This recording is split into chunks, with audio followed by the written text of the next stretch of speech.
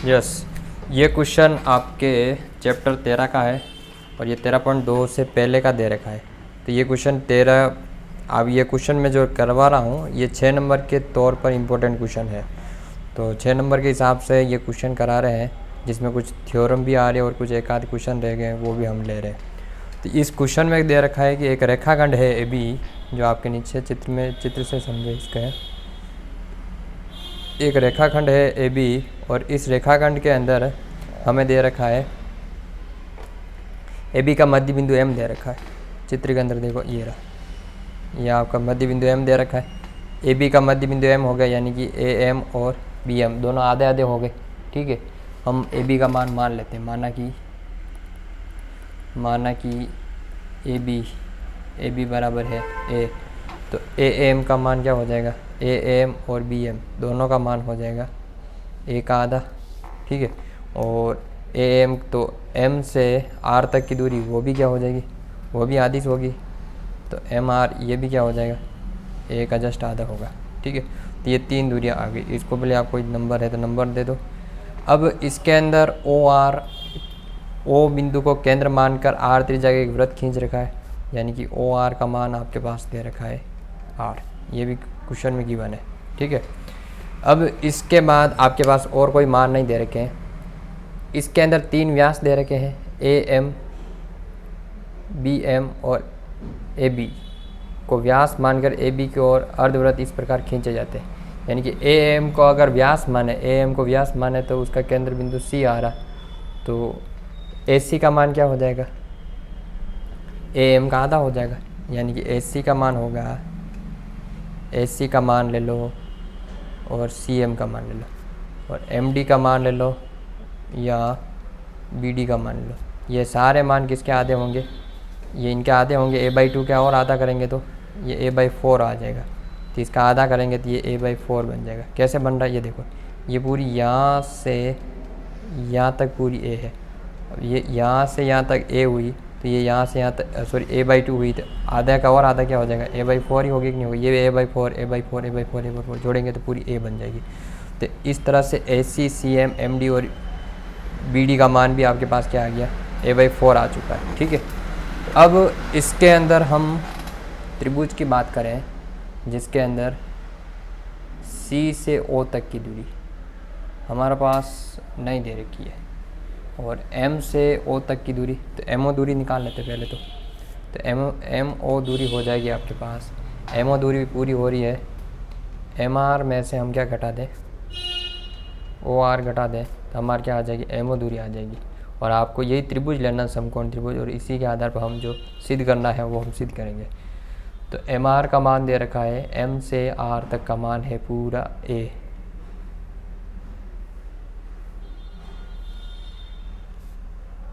ये यहाँ से यहाँ तक पूरा अर्धव्यास है, तो इसका मध्य बिंदु ये है, तो यहाँ से यहाँ तक इसकी क्या होगी, त्रिज्या होगी, तो ये इसका मान आधा होगा ए बाई 2। और ओ आर का मान दे रखा है आर, इसको दे दो समीकरण 2। तो दूसरा मान ओ एम का मान भी आ चुका है। अब हमें निकालना है ओ सी, ओ सी का मान निकालना है, और ओ डी। तो ओ सी और ओ डी तो दोनों तरफ दूरियां सेम है, तो इनको तो हम बराबर मान सकते हैं क्योंकि ये अर्ध, ठीक है। हाँ, तो अभी इसकी दूरियां क्या हो जाएगी, ओ सी से ओ डी तक निकाले तो अब इस चित्र के अंदर ही देखना है आपको ध्यान से।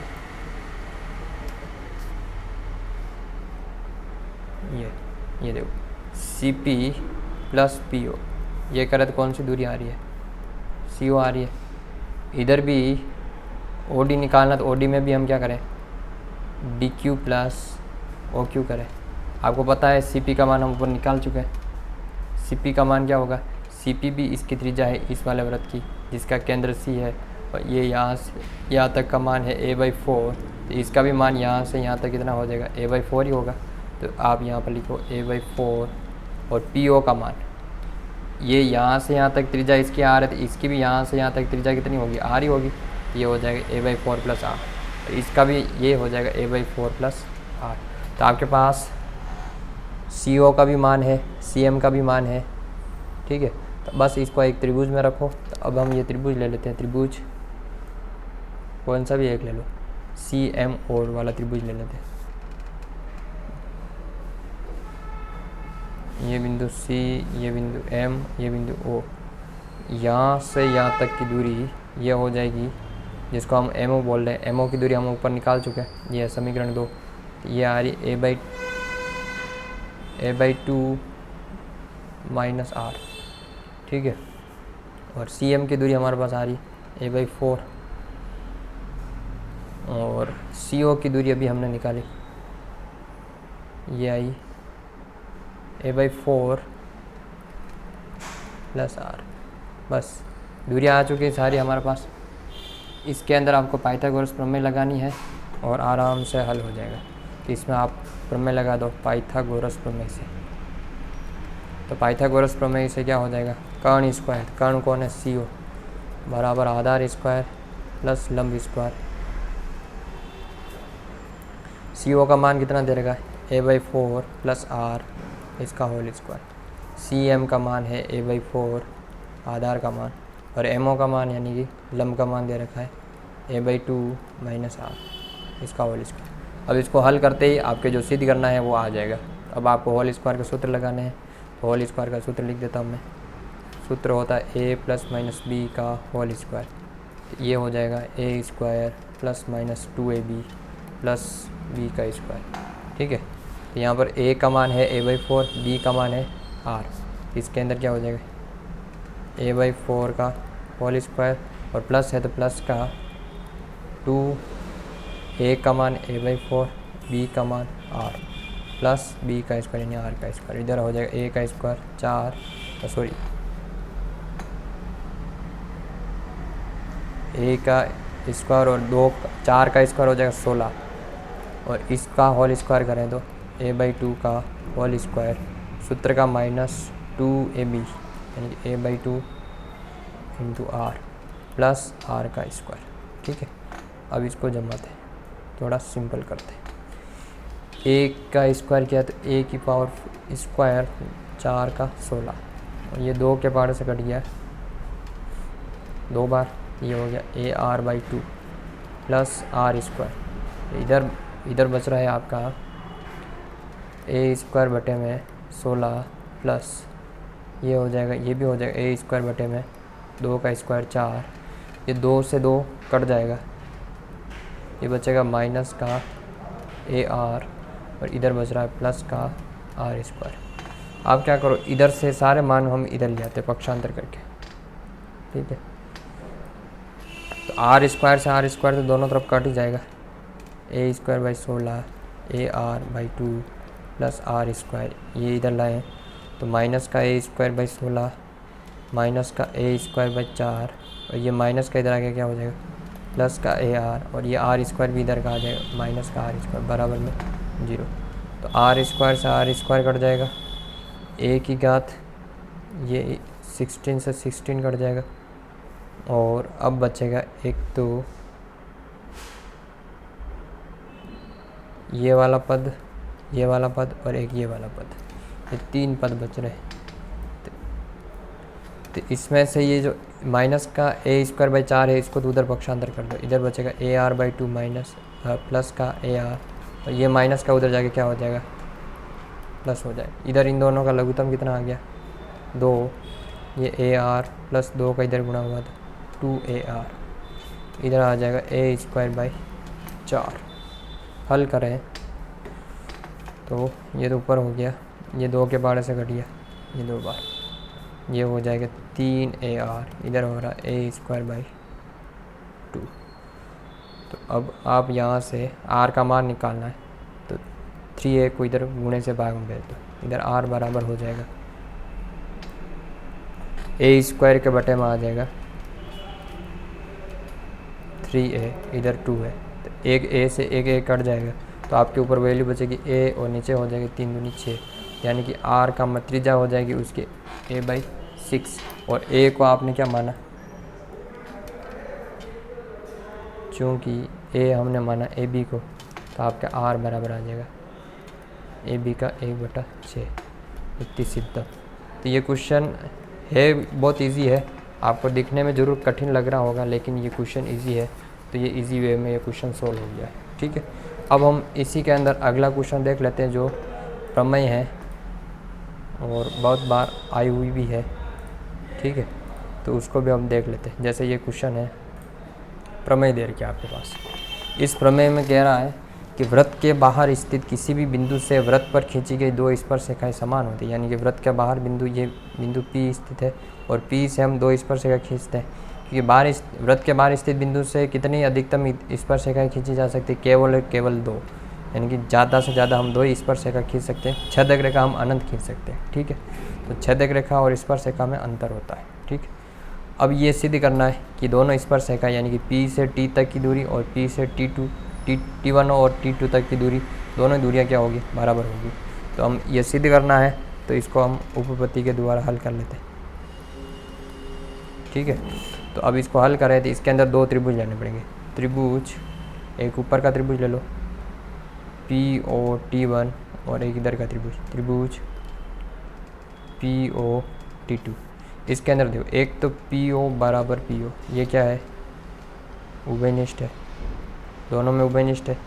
एक इनका जो कोण है, कोण T1OP बराबर कोण T2OP, ये कितने का होता है? ये समकोण होता है। सॉरी, ये नहीं, ये गलत ले लिया। लंबवत बाहर की तरफ होता है। हाँ, ये वाला कोण लंबवत होता है, यहाँ पर लंबवत होती है स्पर्शरेखा के ऊपर, ये वाला कोण। तो कोण OT1P बराबर कोण OT2P, ये क्या हो गया? समकोण। ठीक है, इसके बाद आपको एक वृत्त के अंदर जो परिधि तक की दूरी होती है O से T1 बराबर O से T2, दोनों क्या होती है? वृत्त की त्रिज्या होती है।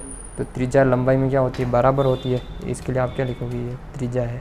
तो इसमें देखो, दो भुजाएं एक कोण, यानी कि साइड एंगल साइड नियम से दोनों त्रिभुज POT1 सर्वांग सम हो गया त्रिभुज POT2 के। तो ऐसी कंडीशन में संगत भुजाएं आपस में बराबर हो गई। तो संगत भुजाएं कौन सी बच रही है आपके? तो इसमें संगत भुजाएं आप ले लो, दोनों स्पर्शरेखाओं की लंबाई ले लो। तो अतः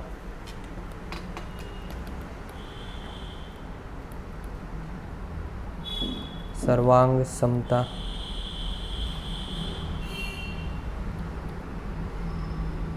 समता नियम से दोनों भुजाएं लंबाई में बराबर हो जाएगी, यानी कि P से T1 और P से T2।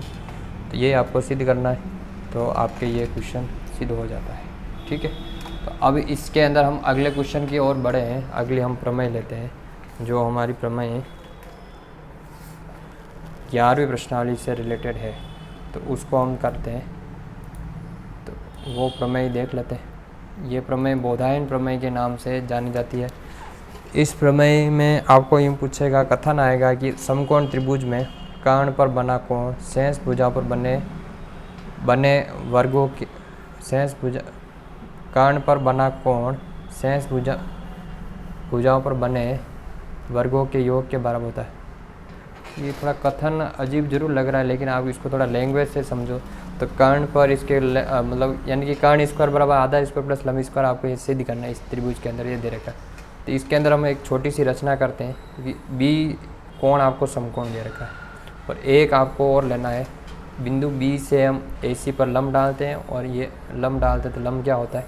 90 डिग्री का होता है। ये कोण भी 90, ये कोण भी 90। तो अब इसके अंदर अब उपपत्ति से हम स्टार्ट करें, तो उपपत्ति के अंदर हम लेंगे कि त्रिभुज ADB व त्रिभुज ABC।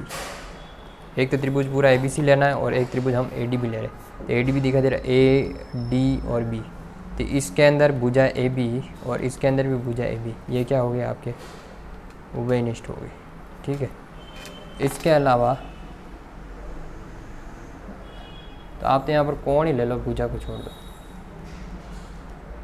समरूप सिद्ध करना है हमें। सर्वांग सम के लिए 3 चीज़ें चाहिए, ऐसे है ही नहीं। तो इसके अंदर देखो, कोण A, ये क्या हो गया? उभयनिष्ठ हो गया। ठीक है, इसमें कोण हो जाएगा कोण ADB और इसमें कोण हो जाएगा कोण ABC। ये क्या हो गया? समकोण है। ठीक है। तो ये दोनों क्या हो जाएंगे, एंगल एंगल नियम से दोनों आपस में क्या हो जाएंगे, समरूप हो जाएंगे। यानी कि एंगल एंगल नियम से समरूप है कौन कौन से त्रिभुज, त्रिभुज ADB समरूप हो जाएगा त्रिभुज ABC। तो इसके अंदर आपको दो भुजाओं का, कौन सी भी आप दो भुजाओं का अनुपात आप बराबर ले सकते हो आधारभूत अनुपातिक प्रमेय के द्वारा। तो ये हो जाएगा आपके, इसकी संगत भुजा AD, इसकी संगत भुजा हो जाएगी AB। अब इधर AB आया तो आपको AB स्क्वायर बनाना था, इधर आप क्या लोगे AB, तो इसमें AB पहली और आखिरी आ रहा है, तो पहला और आखिरी, तो इसमें भी क्या आ जाएगा फर्स्ट और लास्ट, तो फर्स्ट और लास्ट क्या बनेगा AC बनेगा। अब इनका वज्र गुणा करा दो, AB का AB से गुणा हुआ तो क्या हो जाएगा AB का स्क्वायर, और इधर आ जाएगा AC इंटू AD।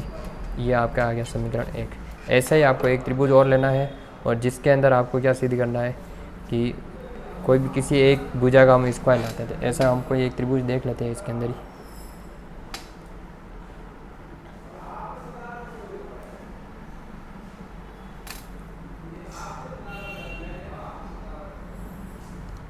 ठीक है, इसके अंदर देखो त्रिभुज, त्रिभुज BDC और त्रिभुज ABC। त्रिभुज BDC और त्रिभुज ABC के अंदर बात करें, त्रिभुज BDC यानी इधर का, तो इसमें देखो एक तो कोण C दोनों में क्या आ गया, उभयनिष्ठ हो गया। इसके अलावा इसके अंदर कोण हो जाएगा BDC और इसका कोण हो जाएगा कोण ABC। ये क्या हो जाएगा 90 डिग्री, ये दे रखा है। तो ये एंगल एंगल नियम से क्या हो जाएंगे, दोनों समरूप हो जाएंगे।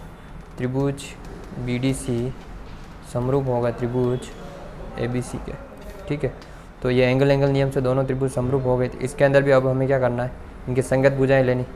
इसकी संगत भुजा में अगर BD लूँ तो इसकी संगत भुजा क्या आएगी AB आएगी, लेकिन ये हमें नहीं चाहिए, हमें क्या चाहिए BC का स्क्वायर करना। तो एक बार BC इसके बटे माना चाहिए, इसकी संगत भुजा CD लूँगा, इसकी BC लूँगा, यानी कि CD बटे में BC। फिर इसकी पहली और आखिरी लूँगा, फिर इसकी पहली और आखिरी ले लेंगे। पहली और आखिरी क्या हो रहा है इसका BC, और पहली और आखिरी इसका क्या हो जाएगा AC। ये बन गया आपका।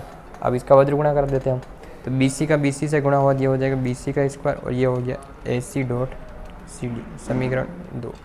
अब आप क्या करो, समीकरण फर्स्ट और सेकंड आए हैं, इन दोनों के अंदर हम संबंध निकालते हैं।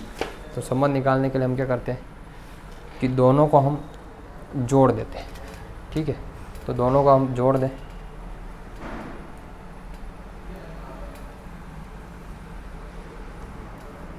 समीकरण 1 और 2 को जोड़ने पर, 1 और 2 को जोड़ने पर जोड़ देते। समीकरण 1 आ रहा है AB स्क्वायर और दूसरा आ रहा BC स्क्वायर, और इसके लेफ्ट हैंड साइड आ रही है आपके AC प्लस AD,